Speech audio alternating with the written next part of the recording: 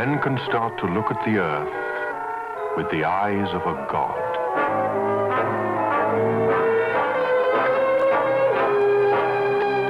But for these special few, the deepening vision is but a beginning.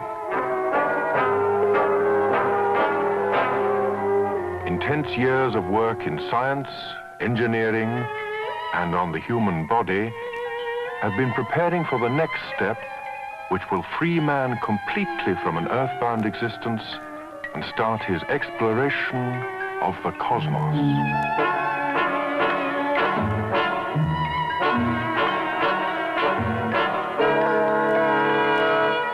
Soon he will leap out of Earth orbit to follow the path already pioneered by unmanned craft across 250,000 miles of space and land on the surface of the moon.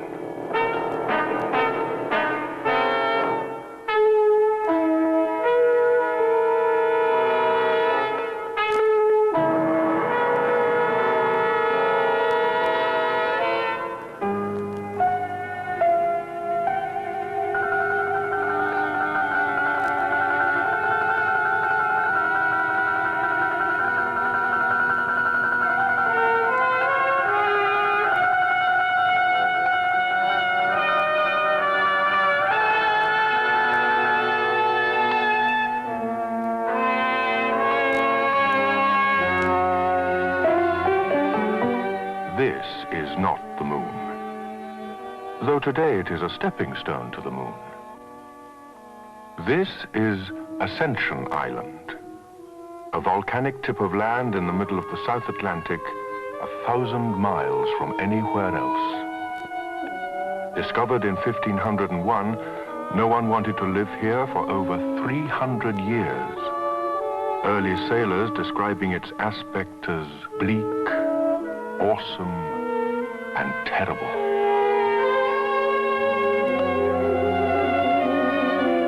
Created by an underwater eruption, it is peppered with the craters of 40 volcanoes round a solidified cauldron, the Devil's Riding School.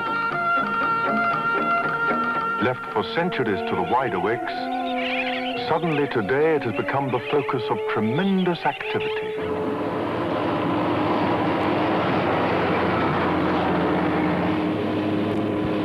Part of the vast project to put man on the moon.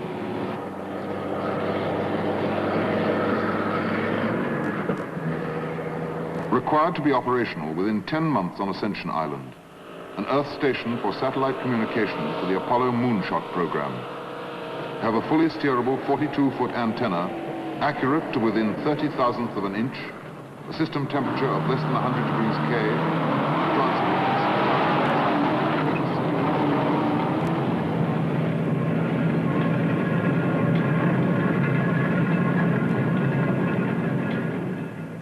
This is all rather amazing, even to me as cable and wireless project engineer. We were an advance party on the island only 6 months ago, making our final surveys on the site, checking the electrical characteristics of the area. We knew it should be all right because we'd gone over the island map with a tooth comb to find a naturally screened area, and we'd chosen the middle of a plain surrounded by mountains. And it was okay. But then I could only go on and think of all else that had to be done before the station could be built here, on practically a desert island, 4,000 miles from England, off most shipping routes, and with no regular air service. For the moment of signing the contract, I knew it to be simply the beginning. In just 10 months, the station had to be designed, built, tested, and working.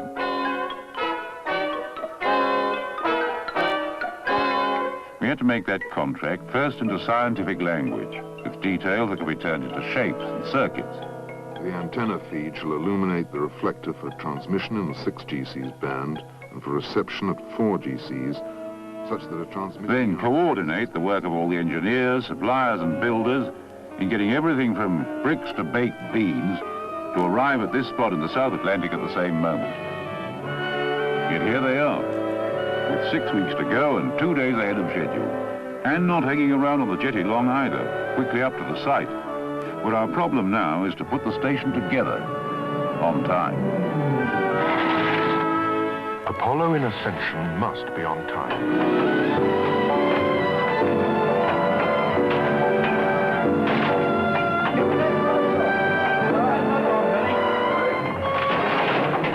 Many things as possible going on together. No one side of the work can stand still. Control gear, transmitter racks, receiver racks, power racks, digital servo controls, test equipment. This is the electronic heart of the station. 50 cables to be sorted out to go between the control room and the aerial itself. 50 cables, each containing up to 80 wires. A total of 4,000 connections, and each one must be right.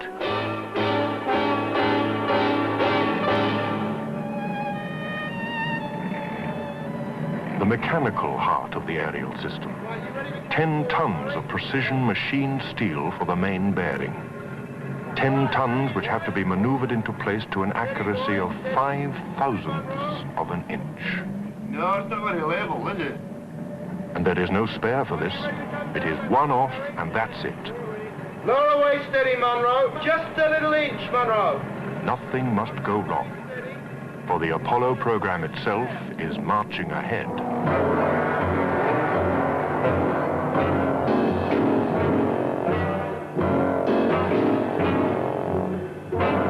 At Cape Kennedy, the giant Saturn V rocket, weighing 6 million pounds and with engines developing over 7 million pounds of thrust, is in its final test stages. The machine which will blast 3 men out of Earth's gravity and for the first time send them off into outer space.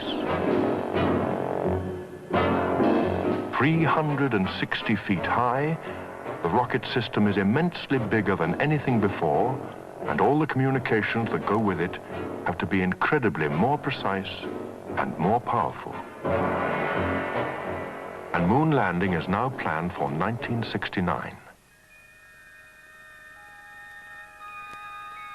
Then, astronauts who have been training for years for this moment, preparing to move and climb, walk and work in a spacesuit with gravity only 1/7 of that on Earth, will find themselves on the moon's surface, mission accomplished, and getting back into their landing module for the first stage of their return to Earth.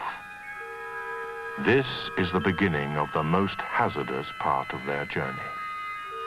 They will have to blast themselves off the moon's surface in their landing vehicle and join up again with their mother craft left orbiting the moon. Then, out of moon orbit, back on the 250,000 miles to Earth. But to land safely on the Earth, it will first have to get into Earth orbit. And in order to get into orbit, while traveling at 25,000 miles an hour, it will have to hit a corridor only 40 miles wide.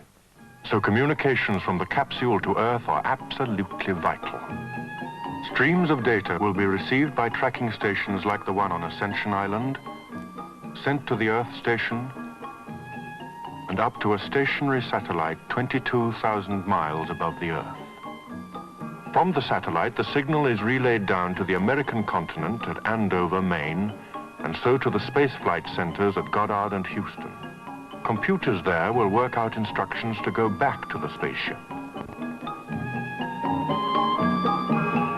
And the Earth station will be a vital part of a two-way process to get men to and from the moon.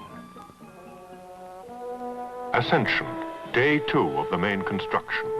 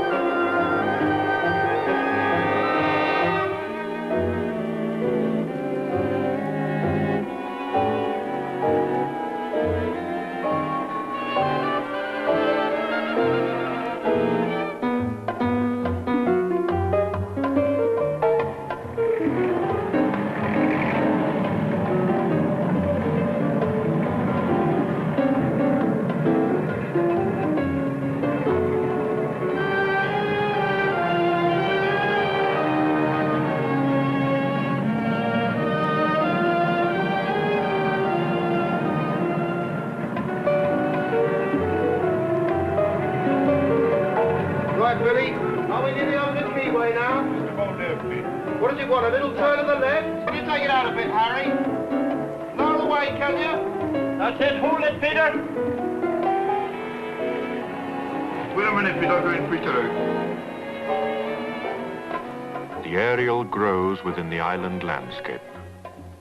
A lonely outpost being built to serve a handful of even lonelier men and matched by years of island history.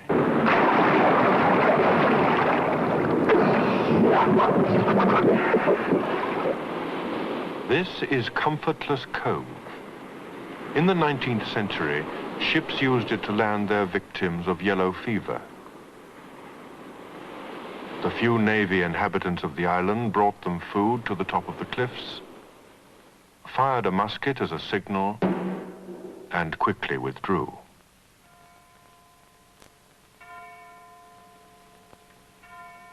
The sick buried their own dead, and when the inhabitants found that the food was no longer taken, they waited 6 months, then went in and buried the last body.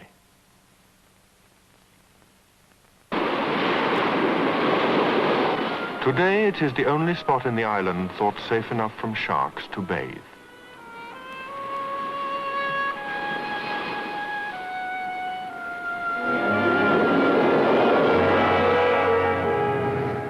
For the inhabitants of the small township, it is a strange life.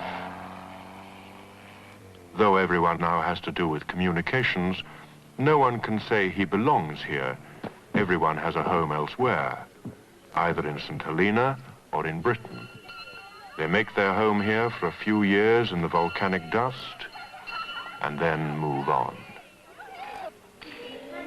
Children grow up together, often learning of things they have never seen. Do you think a train can go faster than a bus? Some trains can go very fast. When do you think people would go by bus? But there are well-known landmarks, and everyone tries to make it as much like home as possible. Ascension is a crossroads for peoples, a crossroads of world communications, and now becoming a center for communication to the depth of space. Day 4, and still ahead of schedule.